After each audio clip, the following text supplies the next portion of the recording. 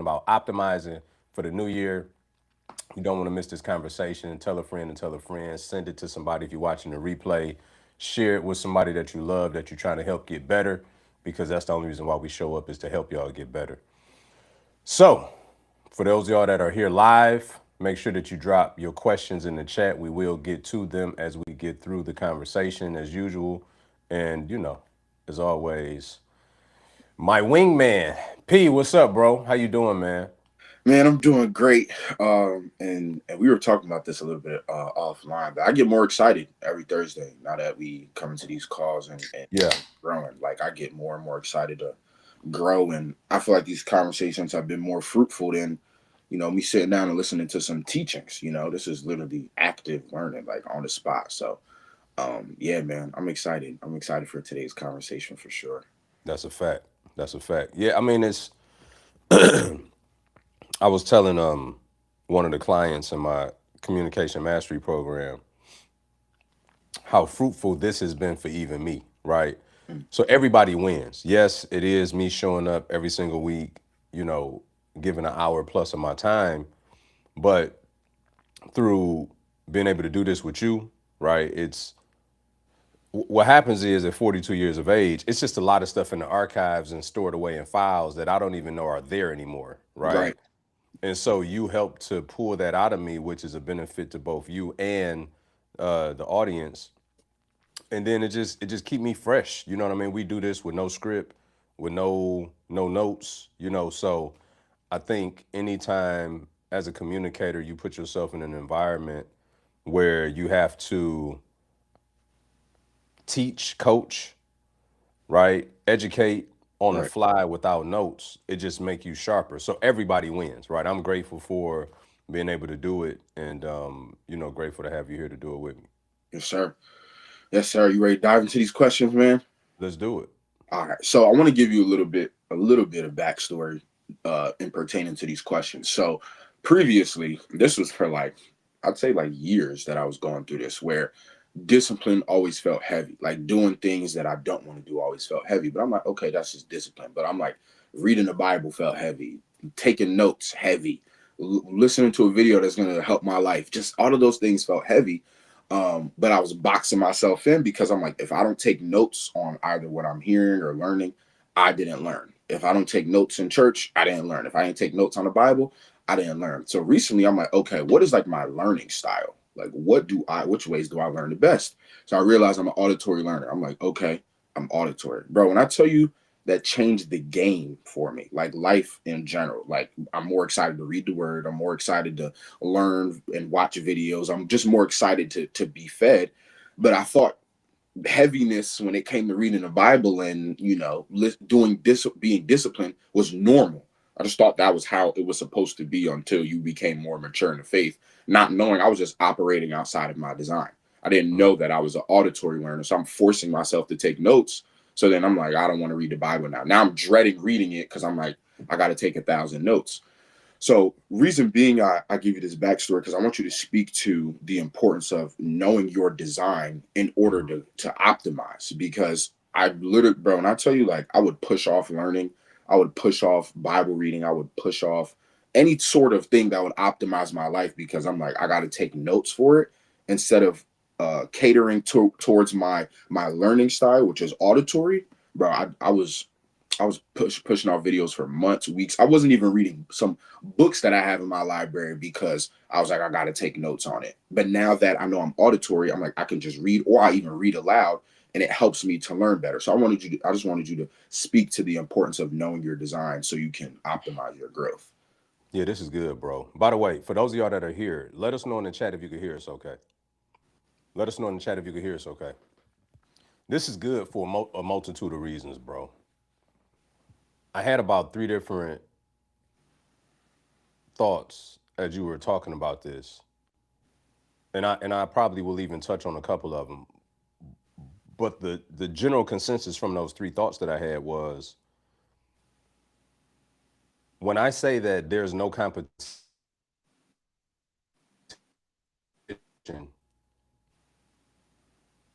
and when I also say that can't nobody beat you at being you, this is what I'm talking about. Can't nobody beat you at being you. What happens is when we don't understand who we are, then we try to mimic and replicate what others do that would never work for us because we weren't designed for it to work for us. Right. Okay. So when I think about this, I think about it in so many different ways.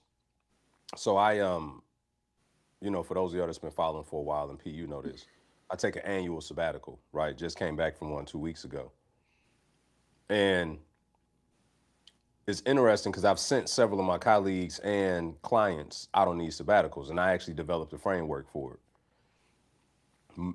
Almost everybody thought that going on a sabbatical consisted of sitting in some closet with God locked up like you at a monastery with 23 hours of silence.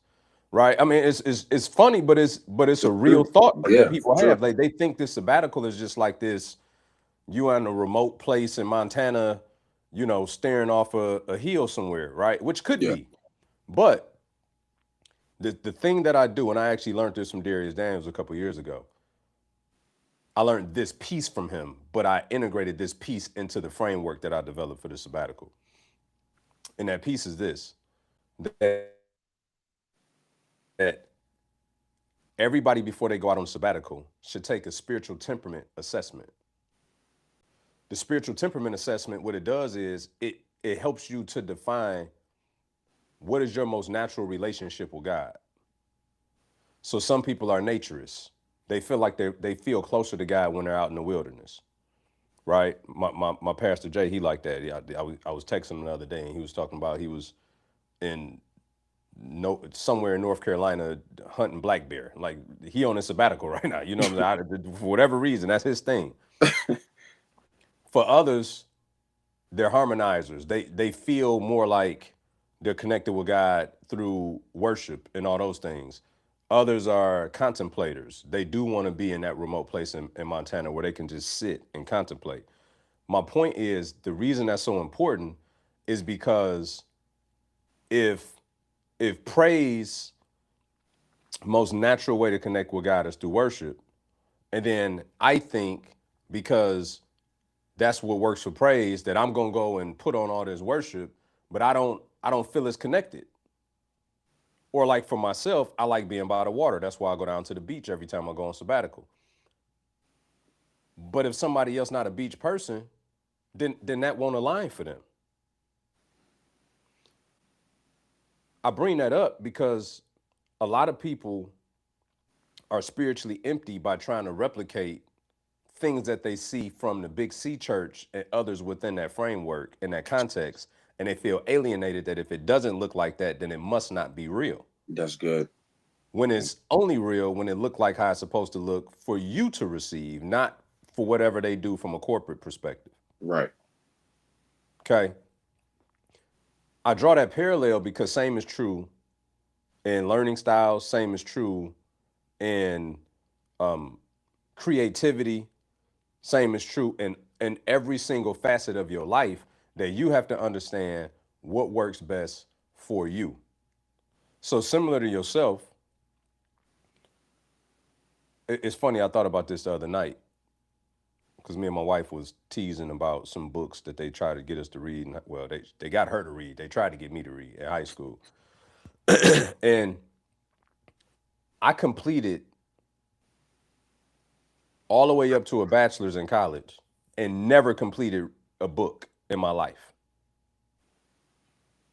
I want you to hear what I just said. I graduated with a bachelor's in college and had never completed reading a book in my life. I started many of them. I never finished none of them. Mm. What I found was that I was an auditory learner. I can say this now. I didn't understand that then, and I also know I had a photographic memory. So what I would do is like Cliff Notes. I don't. You probably too young to know what that is, but Now I know what Cliff Notes is. okay. So Cliff Yeah, Notes yeah, of a yeah. book, or just really paying attention during whatever the studying was during the class session, to where I could retain enough to put it back down on paper and get an A or a B. That's how I was an A or B student all throughout my scholastic years, right? because I was able to recall things from memory, and I was an auditory learner. So it never occurred to me until after the fact when this thing called audiobook came out.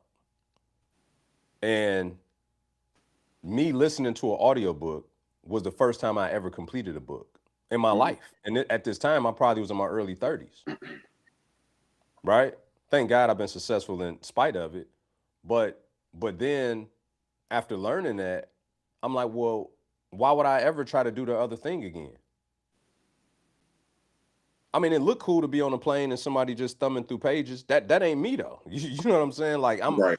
I'm looking at the pages, but I'm not really I'm not absorbing what's happening. My mind is all over the place. Right. When I listen to a book, it downloads in me. When I'm reading it, my mind is all over the place. I'm reading the pages and I'm flipping them, but then I go back and I'm like, what did I just read? Now I got to go back and reread it again. And so it's fighting against your natural disposition, which was ignorant, right? But in school, everything is based on conformity. So you just got to conform to what everybody else is doing, right? And I get that to some degree, but that's why I also support homeschooling because it is more individual based on the learning style of that child. And so, how much further could we be ahead in life if we could identify these things earlier in our development and Right. play to our strengths instead of leaning into our weaknesses? Right. So many people fail at business and life because they still haven't come to the revelation that you just did at the tender age of 24, which is, who am I? Like, who am I really? And leaning into that and discarding everything else that don't align with that. The only thing that I read manuscript after I come to this revelation is the Bible. Right. It's the only thing that I read. Ironically,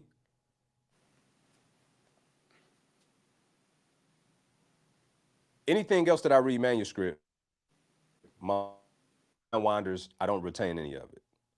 I have to listen audio. When I listen to the Bible audio, I don't retain none of it. The only way I retain is when I read it. So it is the only thing in my life, I'm sure by design, that works in that way for a very specific reason. I just believe God wants me to read his word and not just listen to it because when you read it, it slows you down. The Bible is not something you want to get through, it's something that you want to go through. The Bible is not something you want to get through, it's something you want to go through because as you slow down and read it, it'll start to read you.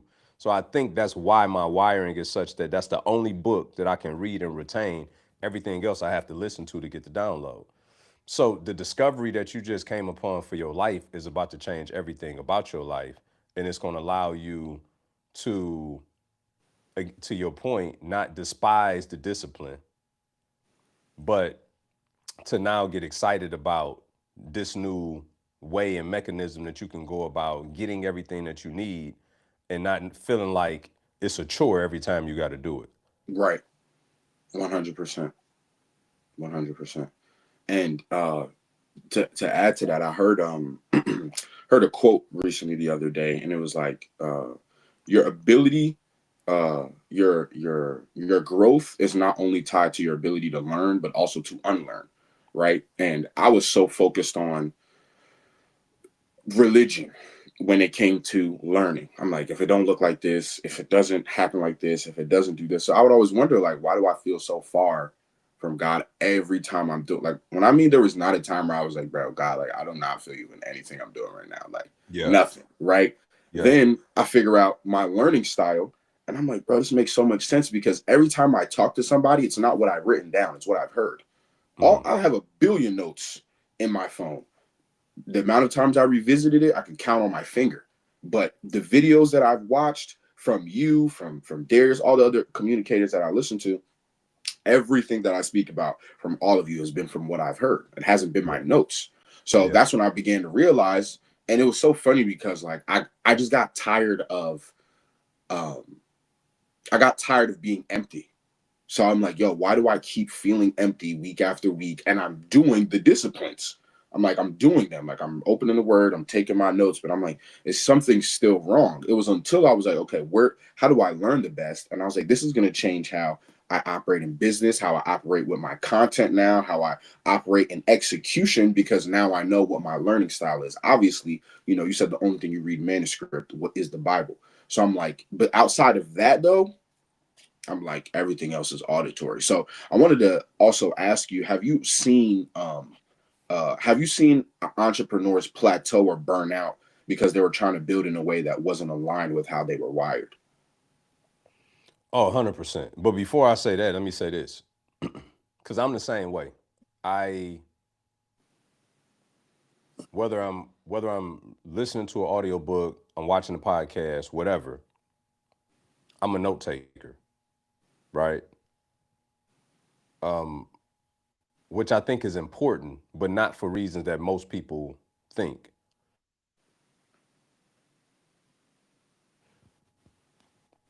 Taking notes is good for building presentations. Receiving downloads is good for building conversations. That's good. Say that again. Say that again. That was good. Taking notes is good for building presentations. Receiving downloads is good for building conversations. That's good. There's this dichotomy amongst some things are taught, other things are caught. The things that are caught typically are downloaded and seeded in you to where you can hear something from somebody and you could digest it and you can modify it and then you could have a conversation with somebody about what you heard and what your new perspective is on it. But when you write notes, that same phenomenon doesn't occur. But what does happen is when I take notes, I'm not going to refer to a note to have a conversation, but I'll refer to a note when it's time to build a presentation. So I write something down that's profound, I store it away in an organized fashion so that when it come time for the next speaking engagement, when it come time for the next presentation, when it come time for the next webinar, I got I got a catalog of thoughts that I can then refer back to and then build from those and put them into a presentation. It's good. So it's understanding the why behind the what. And that's part of the problem. People don't understand the why behind why they do what. They just been conditioned to do a thing. Right. In school, take notes, right? But why are you taking notes in school? You taking notes to use that as a study guide to prepare for the test they're gonna give you. In business, we go to seminars, we take notes. We don't even know why we took notes. We took notes because it seemed like the responsible thing to do while that speaker was up there talking. But what are you gonna do with them though? What is your plan of action after you have received the notes? Right. For most of us, myself included, is to never look at them again. It felt responsible in the moment, but then after the fact, that's why you got to go into each one of those scenarios with a game plan. I'm looking for 2 to 3 things that's going to move the needle most in my business. Those are the things that I need to write down separately from all the other notes that I write down. And these are the things that I need to measure my execution against after the fact. Right. So you asked the question of what have I seen in entrepreneurs that caused them to burn out as a result of not working with their strengths and essentially trying to lean into their weaknesses. Yeah.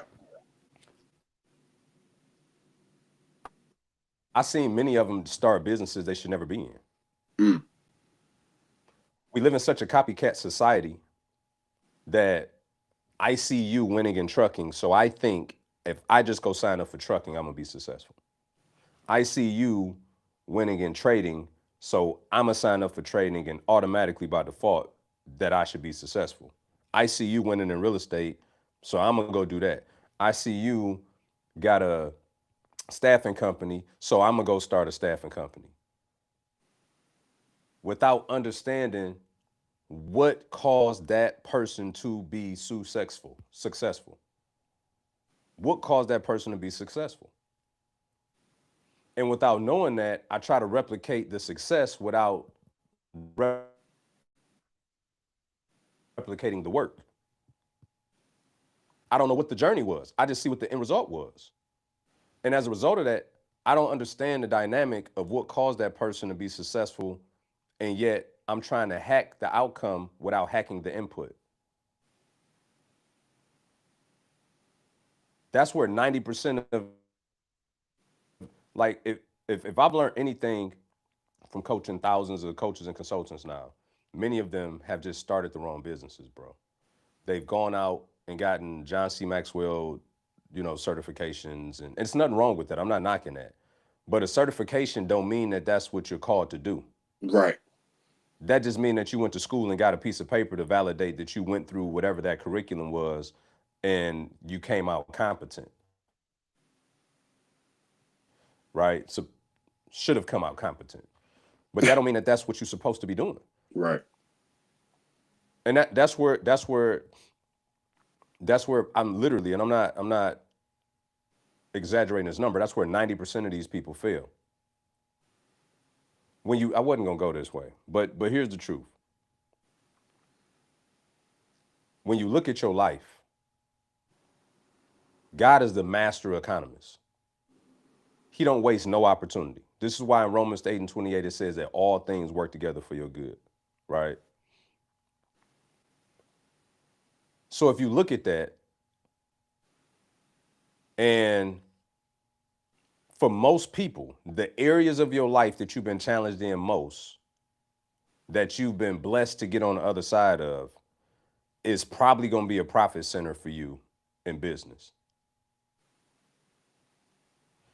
I invested in real estate. I had a lot of success, but I also had lost over $500,000 by virtue of getting on the other side and surviving that very dark time in my life. It put me in position to help other people not have to do that. As a business coach, I went out, had a lot of success, but also lost $250,000, $300,000 in the process of dealing with marketing companies. That is the Achilles heel to almost any cultural consultant who signs up to do this business. You can't do it without marketing. And if you don't know how to hold these individuals accountable, you too will lose a ton of money, and most will burn out and never recover from it. I was fortunate to get on the other side of that. Guess what that did? Prepare me to then have a business to help other people not do that. So it's kind of crazy that we have all of this life experience and we become proficient at various things throughout the course of our life, whether it be on a job, in our personal life, or in business. And then we look away from those things as the thing that we probably should be doing.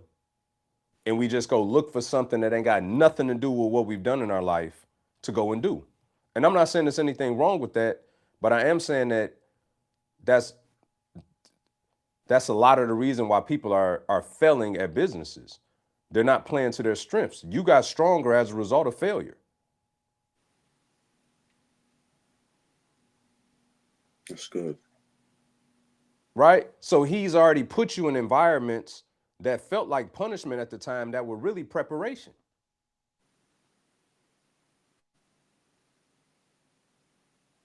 So you're going to be most successful in the environment that you were most prepared for.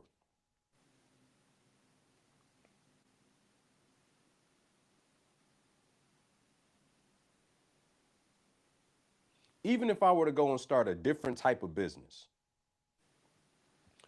based on the things that I've accomplished in life up to this point, I'm going to be taking with me leadership. I'm going to be taking with me communication.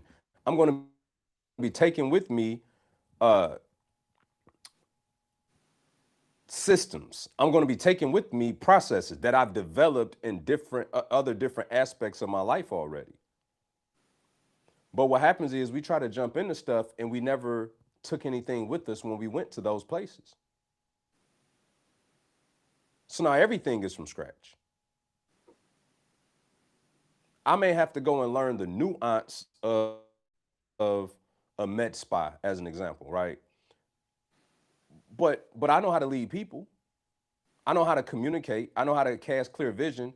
I know how to read a profit and loss statement. I know how to evaluate EBITDA. I know how to deal with marketing aspects. I know how to sell and close. So I've learned and developed all of these skills to where you put me in a different environment. I've acquired skill along the way through trial and tribulation that has now prepared me to go in these different environments. People focus far too much on the system than they do on the skill that needs to operate within that system. Mm. I'm gonna go and invest in real estate. Okay, great. But you gotta manage realtors. You gotta manage contractors. You gotta manage title companies. You gotta manage a budget. You gotta deal with lend. Like you have to manage everybody because everybody collects a check throughout that process. You the last one to get paid. The realtor help you find the property, they get paid first. The contractor do the work on the property, they get paid first. Title company help you close the property, they get paid first. Appraiser come and appraise the property, they get paid. Everybody get paid before you do. So by virtue of that, you got to have leadership skills in order to manage all of these folks because guess what? If everybody get paid before you, that means that they no longer have a vested interest in you getting paid. So people say, I want to go flip houses, but it's like, can you lead people? Because signing for the loan is the easiest part in the process. I want to go. I want to go do stock trading. Okay, great. Do you have the daily discipline to study the charts? If you're an auditory learner, praise, and you got to stare at graphs all day that don't talk to you, how's that gonna work? Right? We talking about being all out of whack right now, right? Like this is what Right. happens to people. I'm an auditory learner, and then yet I'm gonna have to go for 15 to 30 minutes a day stare at these graphs and do swing trading. It don't work. I suck at leading myself, but I'm gonna go start a business with no COO in place to manage down when I can't manage myself. How am I lead people? It's good. I can't keep a schedule. How am I gonna keep them on schedule? Nothing wrong with that, by the way. Some people just wired that way, but you gotta have insulation for what your deficiencies are.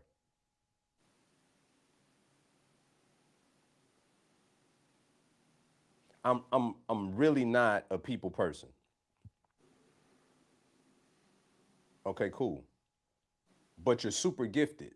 So maybe you need to insert yourself in somebody else's thing. Let me know when the lights is on and the mics are hot and I'll come perform and do my part. That's why a lot of great entertainers are horrible business people. They're just the talent.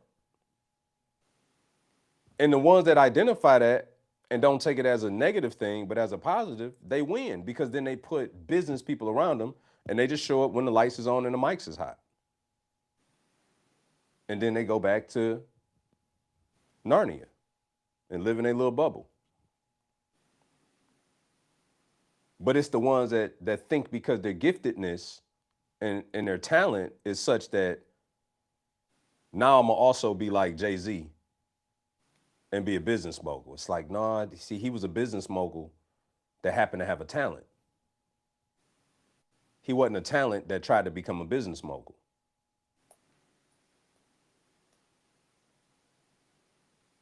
I'm not a businessman. I'm a businessman. He meant that. He is that. You don't hear Denzel running around with a lot of entrepreneurial endeavors. You don't see him the face of this. You don't hear about him because he's identified. He's the talent. Come do my movies, get paid. I may direct a few. I'm gonna stay in my pocket. I'm gonna stay in my lane. You're not gonna see me out here like George Clooney starting a tequila company with 3 guys and growing it to $1 billion. That's not what he do. So it's having enough humility to understand really who we are and then leaning into that. You're a great supporter, then go be somebody number two. Go be a intrapreneur instead of an entrepreneur. Joseph in the Bible was an entrepreneur. He was the second in command in Pharaoh's kingdom. He did okay for himself as an entrepreneur. He wasn't an entrepreneur. Daniel in Babylon was an entrepreneur, not an entrepreneur. Did pretty good for himself. So everybody ain't meant to be an entrepreneur. I was talking to one of my colleagues yesterday, and I was like, you got to be some kind of psychotic to sign up to be an entrepreneur. You do. Like the conversation that I have with people on a day in, day out basis, bro, will blow your mind. It's a tale of two cities. It's the best of time and the worst of time at all times. There's never a day where it's all good without some bad. It's just bad is relative. Bad is as bad as you allow it to be. Right? But I say that to say everybody ain't meant to be an entrepreneur. It seems sexy until you got to do it. That part. Until you realize ain't nobody tapping you on the shoulder to come tell you to do nothing. Until you realize that ain't nobody checking for you to remind you what you're supposed to do. Until you realize that if you don't do those things, you ain't got to worry about why ain't the money here? Because you didn't do nothing to generate it. It's that simple. And it baffles me how many quote unquote entrepreneurs get up every day and call themselves that and got no fruit.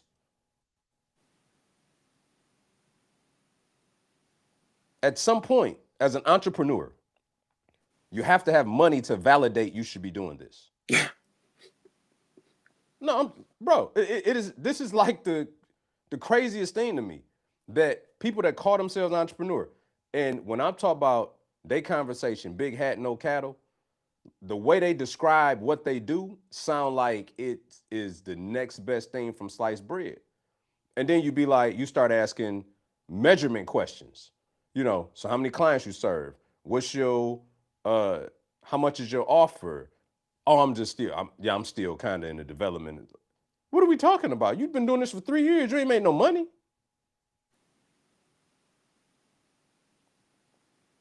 It's time to pivot. If ain't nobody sat down and told you this, it's time to do something else. And fire all of them people called friends around you that ain't told you that already.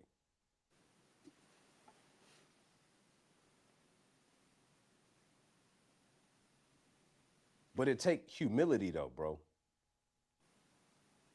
I got to have enough humility at all times to say, should I be doing this? I've made millions of dollars and still ask that question to myself, God, and others. Should I be doing this? And I have the fruit to support my actions, let alone somebody that don't. Is insanity to me. You lack self-awareness and you lack humility. You're a dangerous individual to yourself and society.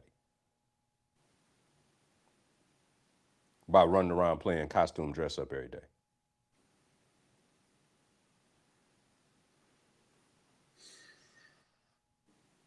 That's good, B. That's good.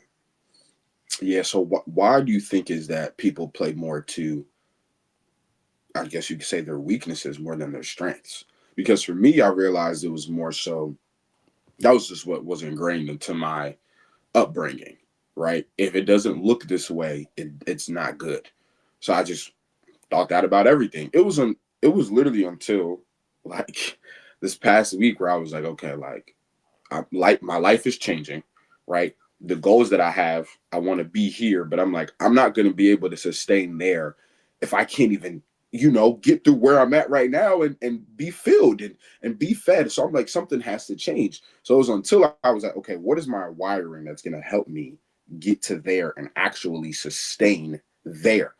So why do you think people play more to their weaknesses than their strengths? Like, is it just like, I know you Because talked about. because it's easier to find problems than it is solutions. Mm, It's easier to find problems than it is solutions.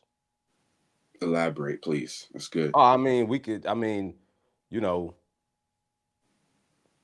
I wish the camera was brighter. You know what I'm saying? Like it's easy to find a problem. Like I know I can always find a problem. You don't have to think to find a problem. You have to think to find a solution. Mm. And one of the things that Myron told me many years ago was that some of the hardest work that people would never do is think.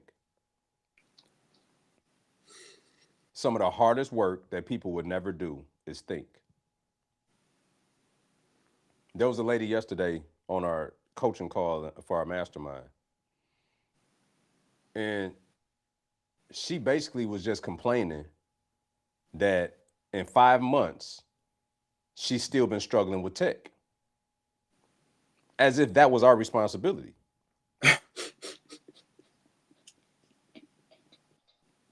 Bro, bro, obviously I'm in the other part of the office today, right? I got plaques on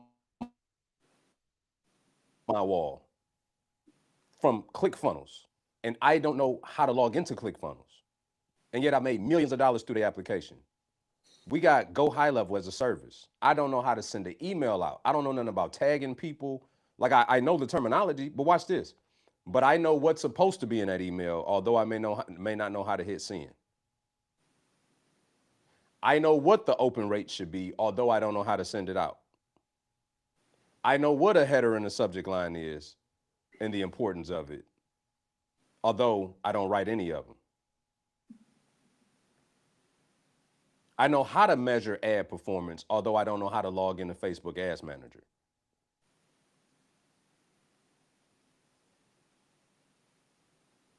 People wake up and lean into problems and never investigate solutions. While she was complaining, there were 2 or 3 people in the chat that was saying, "Oh, here's my tech person. Here's my tech." So you never even asked the people that's in the same network with you that are having the success? And instead, you just think that you're going to dump this in our lap and then we're going to be like, "Oh my God, so sorry."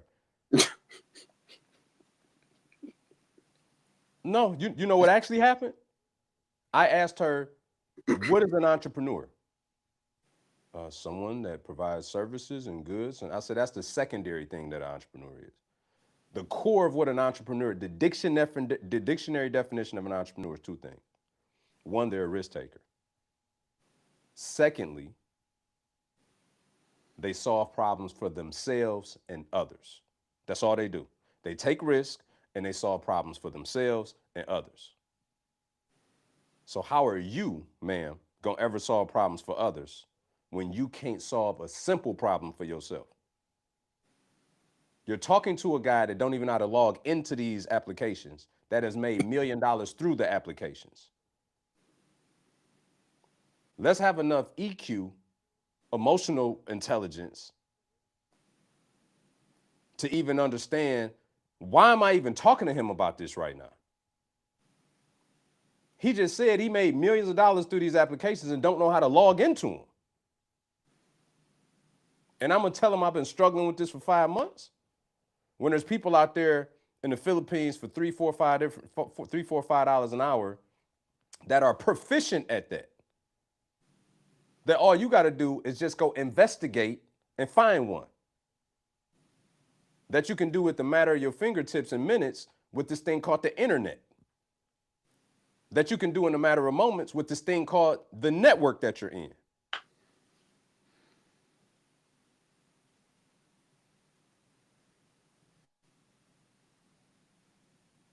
So when you ask the question about what happens to these people, this is what happens, bro.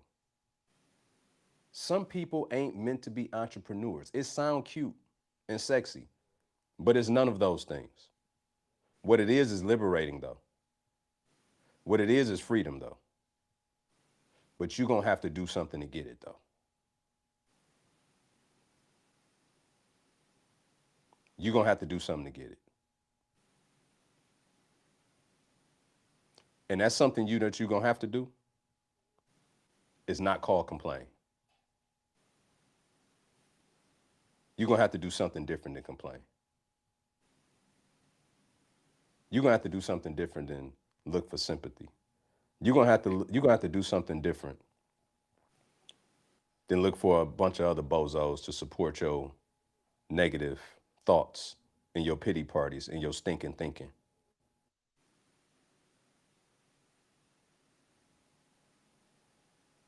And that's the other problem. Is losers hang with losers instead of with winners. You ruffling some feathers today, B. I'm just saying, but this is what happens though. You right. When losers hang with losers, they think losing is okay. You got a loser mentality, and all the people around you corroborate this loser mentality. Yeah, you right. No, all y'all wrong. Look at your fruit.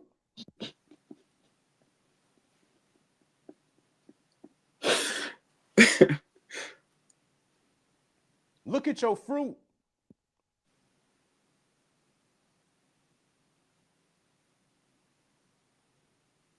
It's baffling to me. If I'm sucking at something, the last thing I want to do is go talk to somebody that's sucking at it too.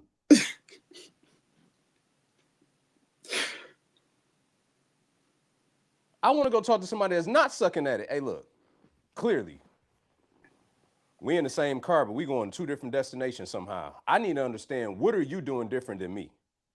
Right. Losers should talk to winners, not losers.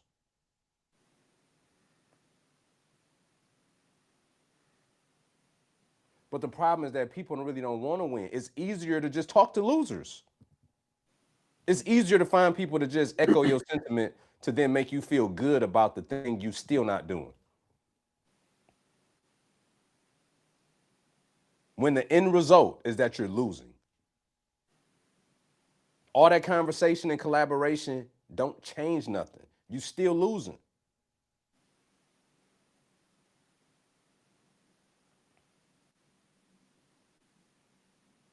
That's why I had the conversation a month or two ago when the lady asked about, what do you do with so many people that scam people? I've never been scammed, bro. I just haven't.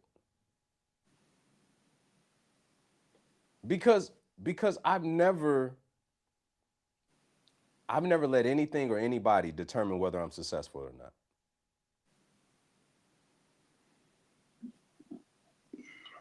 I use them as intended. They're tools and resources. Some of the tools and resources are better than others. But at the end of the day, if this one didn't work, I got to go find another one. Why? Because I'm the entrepreneur. They get paid for doing what? Fixing my problems and others.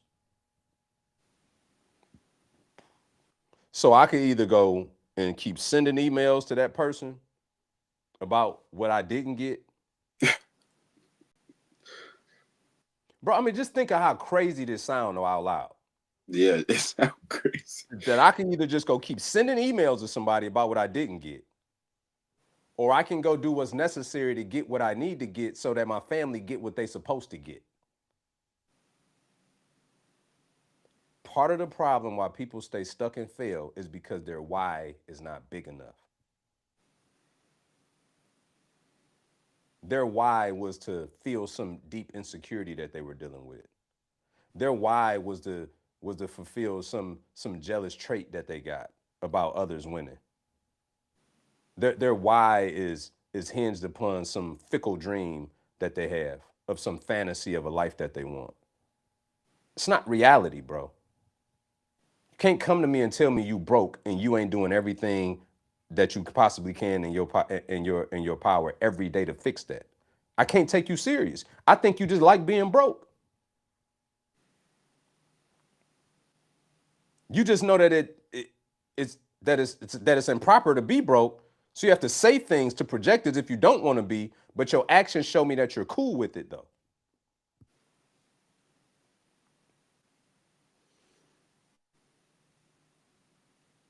You know why?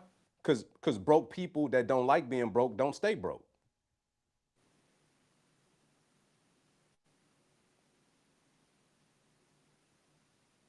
I'm just being honest.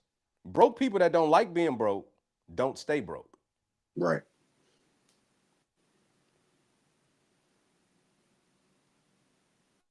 There's a lot of broke people that dream of being rich, but they stay broke while they're dreaming of being rich. But broke people that genuinely do not like being broke don't stay broke.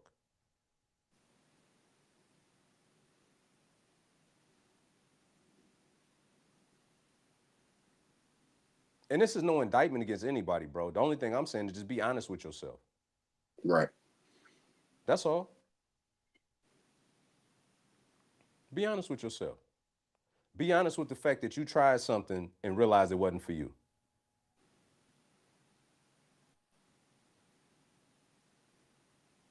Be honest with yourself. I remember I got laid off when I was like 19, but at the time I had a daughter already, right? I had my daughter when I was 18, 3 weeks before my 19th birthday.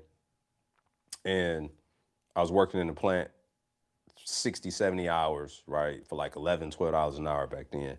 Because I had dropped out of school and then eventually went back. But during this time, I had to make sure my wife had insurance, all the things. And so while I'm in between jobs,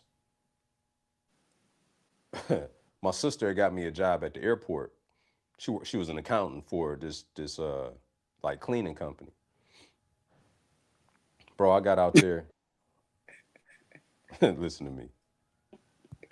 I got out there, and they took me through training. By the time they walked me in that bathroom, and was like, "You got this whole row." You know how the airport is. They like, "You got this Yeah. whole row." I looked at them. I looked at them toilets. I said, "Just give me 1 second." Just give me 1 second. I'll be right back. I promise you. Man, listen. I went and That was the found my last time. I went and found my supervisor, and I said, I got bad bronchitis, man. I ain't gonna be able to deal with all these chemicals. I'm about to get up out of here.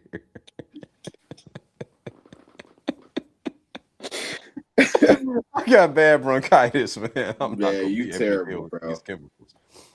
And I had to go. I went back to the apartment, sat there on the couch, man, and drank a beer and had to figure it out. I'm like, this ain't it. I'm gonna have to.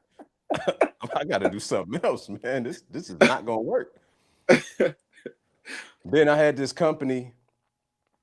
They had me come out and do door to door sales. So I go to orientation. I'm hyped. I don't really know what we selling though. I'm hyped. And it was trying to get these kid toys placed in these small businesses, brick and mortar, going door to door. I come dressed up, bro. I got on. Now I'm from Detroit, so I got on like Gators. You know what I'm saying? I'm not understanding really what's going on. I got on slacks, a dress shirt, Gators, and for my Detroiters, I'm in Hamtramck, right? This is like a not so good suburb, and we walking the streets, knocking on these doors. Man, look, I gave him till lunchtime. We sat down at Pizza Hut, and I say, you know what? I know we all rode together. I'm just gonna wait on y'all. You know what I'm saying? I'm gonna wait on y'all to finish up. We all riding back together, right? And Yeah. they look, bro. Mind you, this is what they do to feed their family. So they looking at me like I'm crazy. I'm just gonna have to be, cause I'm clear. This ain't for me. I understand this what y'all do. I don't want to disrespect it. I don't even want y'all. I don't want to inconvenience y'all having to take me back to the headquarters early. I'm gonna wait here at Pizza Hut till y'all get done, cause I don't want to inconvenience y'all. But this is when I sat down for lunch. I don't get back up from this. Okay, Yo. not to do that no more. You got to be clear, man. I mean, what are we doing? Guys, I can't go door to door selling these toys. I figured that it took me 3 hours of doing this with y'all this morning to understand like there may be a lot of things that I shouldn't be doing. This right here is not one of them though. So I'm gonna have to stop doing this right now. I understand I need a job. I don't need this one though. I gotta figure something else out.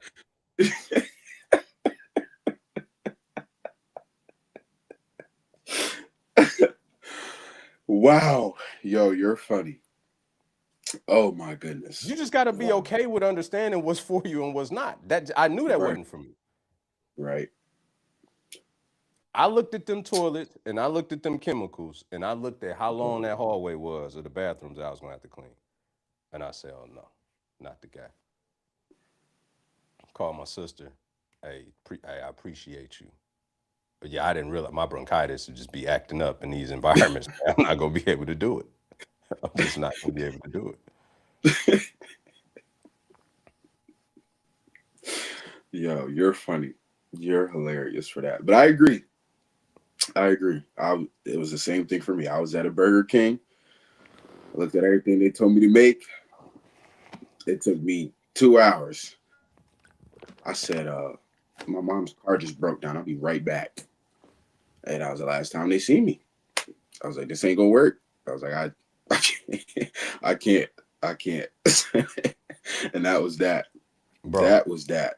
I vowed, and it's no disrespect to nobody, because my wife worked at Wendy's at one point when she was younger. I vowed to never work fast food. No, I'm serious. Like as a kid, I said I would Yeah, never work wow. fast food. Wow. And I never have. I just always knew I could never do that. I said I could never Right. be a server. Look, I can't even bend my hand back far enough to hold a tray. I know I can't be a server. I wasn't built for that. I don't have the dexterity. My hand don't go back far enough to carry a tray. I can't be a server. So I know I would never work in the restaurant industry based on those things. I You're own it. super clear. He's super clear. I own it. I've tried. My hand don't go all the way back, so I'm disqualified already. Won't work. You ever seen a server come out with a tray of food and they carrying it like this? No, Yep. they carry it like this. I can't Yeah. do that, so it won't work for me. Yeah. Man, you're not lying. So this is how I keep myself out of these situations. He disqualified himself. I just disqualified. I had on the wrong shoes to be walking door to door selling toys. I'm disqualified. I'm gonna catch y'all after y'all get done. I'm gonna stay here at Pizza Hut.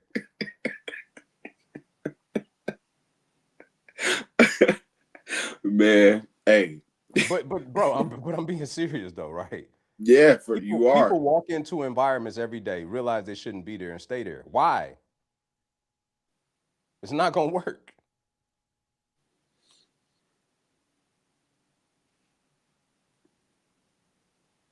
Getting right at the wrong thing is not a good thing.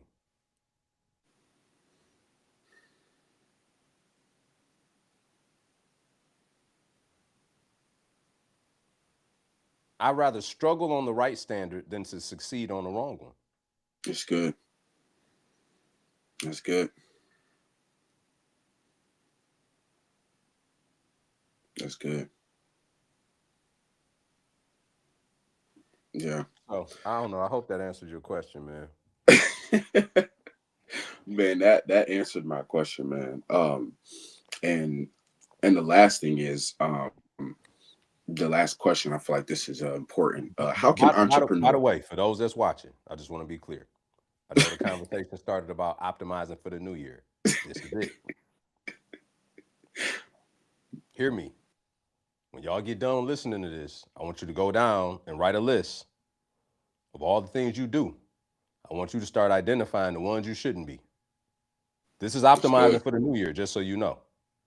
I don't want y'all That's to get good. caught in all of the and forget what this is literally a conversation about optimizing for the new year. Some of y'all have been trying to get good at things you never should be trying to get good at. That's good. You got to shed some things so that you can make room for the things that you should be doing.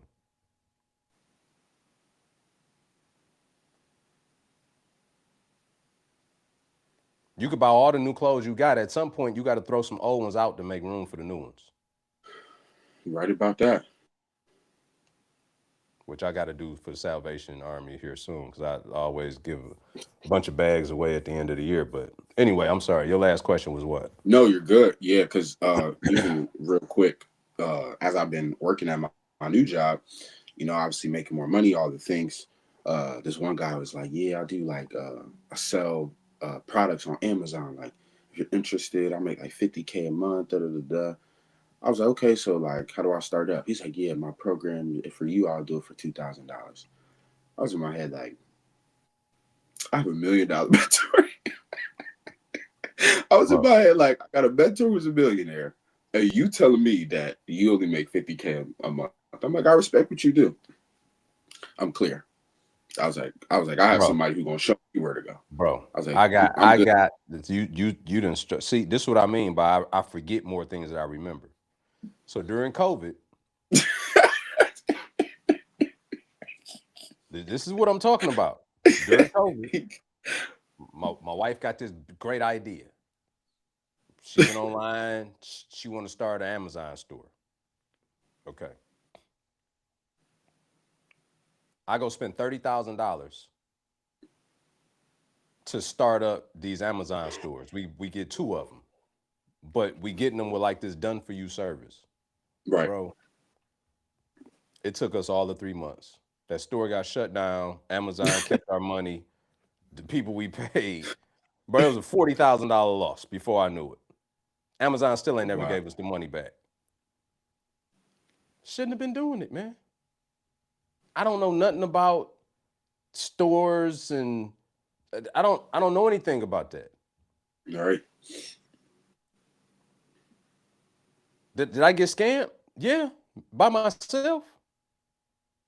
I scammed me if anybody did. I'm not well versed in a space. I just see that these are the results that other people get. This is what my wife want to do. Let's do it, honey. Guess what? It's funny that I forgot about that until you just said something about Amazon store. You know why? Because I pushed that so far down in my memory.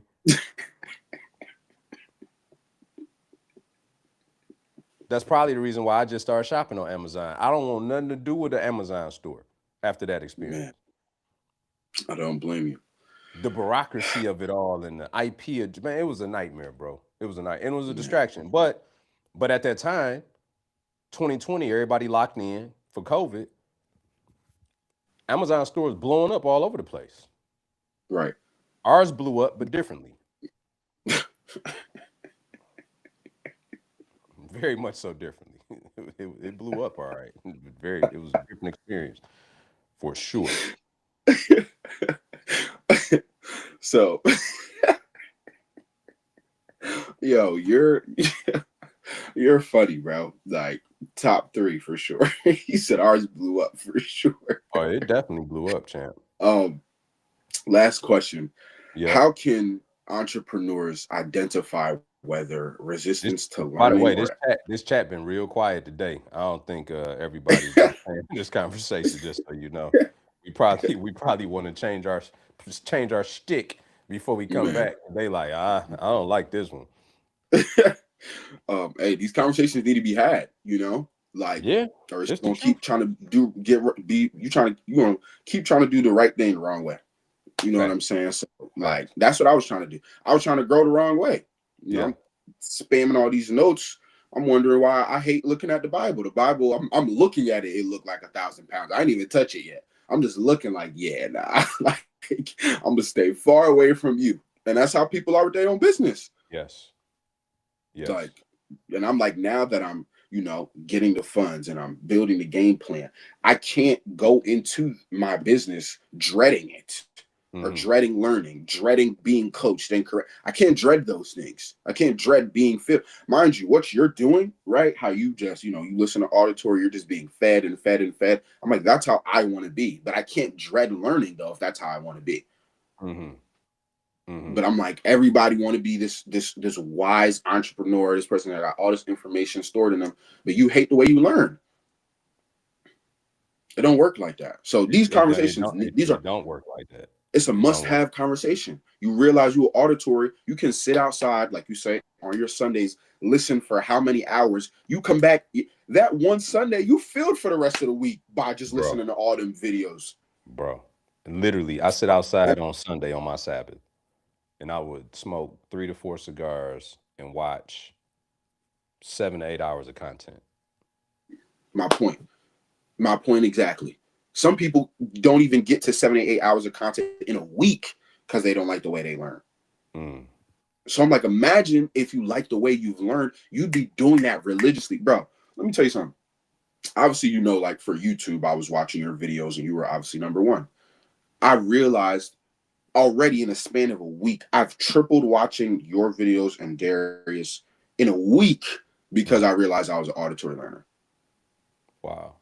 I was pushing back information I could have been learning from you and Darius, but because I'm like, oh, I'm not allowed to take notes, so I can't watch it. I've learned triple in a week, bro. Because I'm like, okay, I'm an auditory learner. Now imagine if I kept being like that in my business. I'm like, oh, I gotta take notes. So I can't drop this content yet, or I can't do that. What? Imagine. So I was holding myself back from growing. And we're blaming God, or we blame spiritual warfare. Sometimes you're just misaligned. We wearing Saul's armor and we don't need to. Facts. That's what it is. Facts. So that's why I'm like, if we don't have this conversation, everybody want to be successful until we have these successful conversations. And now it's like, I don't want to hear that. Yeah.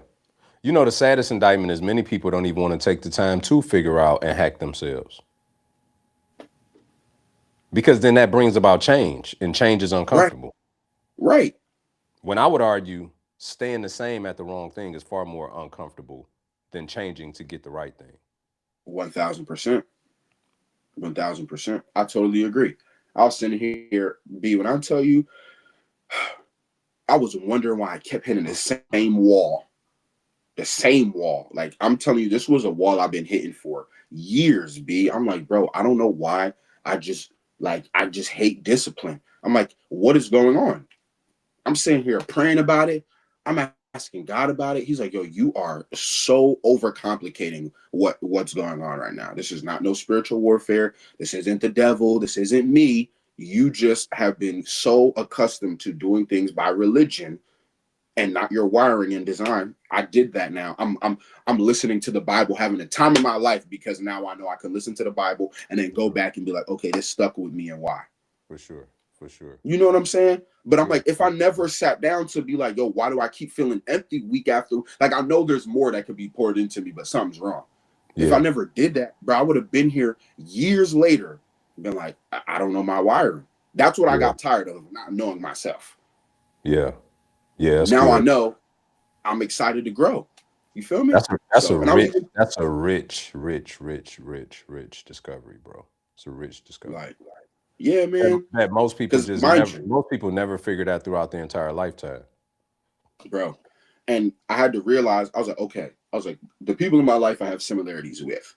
And this is the question I asked myself that led to the discovery. I'm like, so what do I have in common with Brian that with learning styles? Because I'm like, he said he just sit there and he's just an auditory learner. So I'm like, then I'm like, everything that I've talked about has been through auditory. So then I even went to chat to get perspective, because I talked to God about it. I started sifting through it. I'm like, okay, chat, like heavy. I was like, learning used to feel heavy. And now I've realized that, you know, I like auditory learning. Like, can you give me some perspective? Like, then it started literally saying like, your desire has returned because you are in alignment. You were just misaligned. That's why everything felt heavy.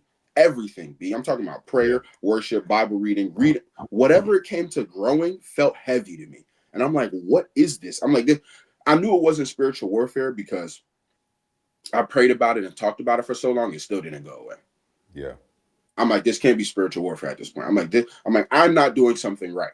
But then once I realized I was an auditory learner, confidence started going through the roof. I'm like, wow. Like, now I'm talking to people with more confidence because I'm like, I know myself. I don't care if somebody's like, you should do this. I'm like, okay, that may work for you. That don't work for me. Yeah. And I don't think people are okay with admitting these things don't work for me. We're so accustomed to doing what's right. And it starts, for me personally, it started in church. Everybody was telling me, pray this way, read this way, study this way.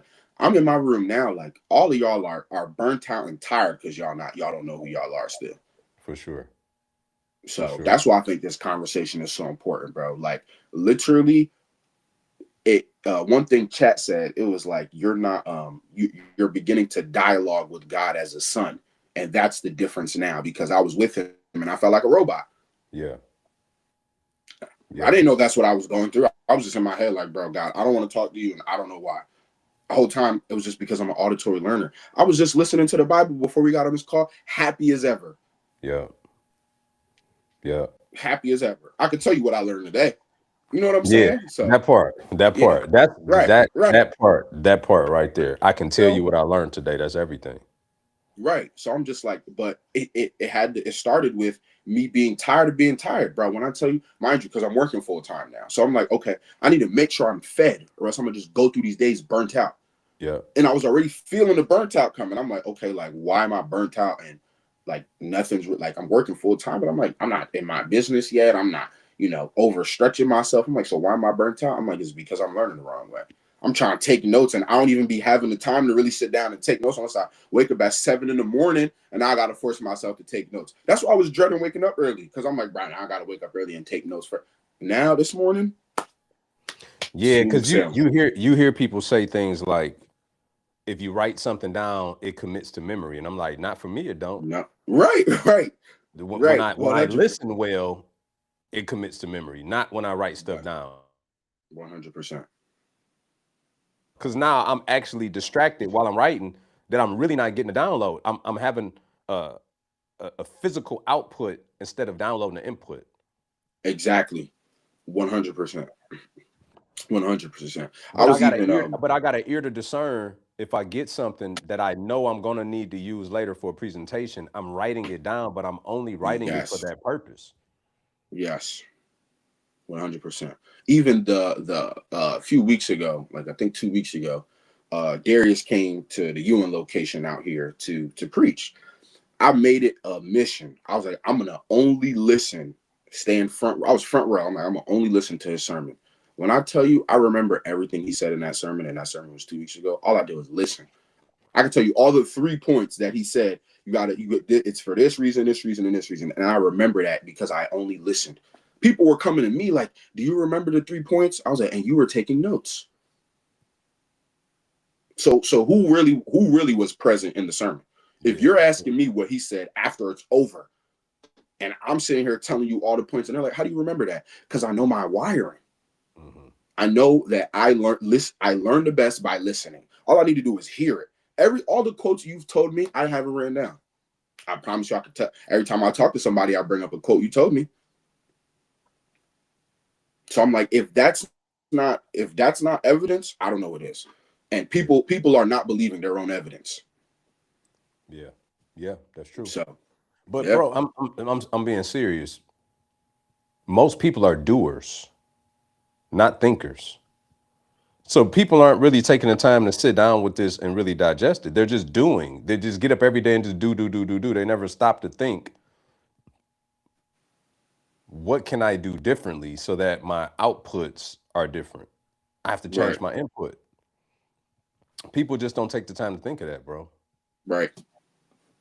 You're absolutely right. So I know you got to head out, don't you? Yes, sir. But this conversation, like I said, I was excited to have this, man. This No, is one of the man, more look, I didn't know which direction this. I mean, I never know which direction they're gonna go. But this was it was a step on your toes type conversation for those that watched it or just hopped on. Go back and rewatch it, but put your toes up because it's one of those. But it's for your greater good. It's it's really blasphemous to go into 2026 carrying the same baggage as you did in 2025. This Yep. conversation will help you optimize your life so that you have a better 2026 than you had in 2025. And hopefully it gives some the conviction and permission to make those necessary adjustments, so that you just won't keep being on this revolving cycle of things you don't want.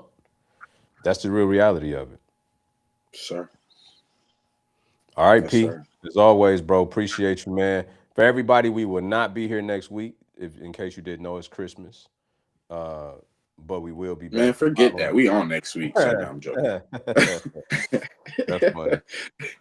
But you know, we may well, so that mean the following week is New Year's too, huh?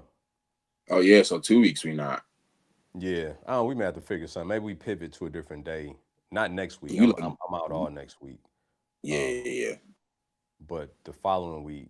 New Year's week, maybe we'll pivot and do a different day. We'll let y'all know. Okay. Yeah, Yeah. let me know. All right. God bless y'all. Just know it was for your good. That's all I can tell you. All right. We see y'all in a little while.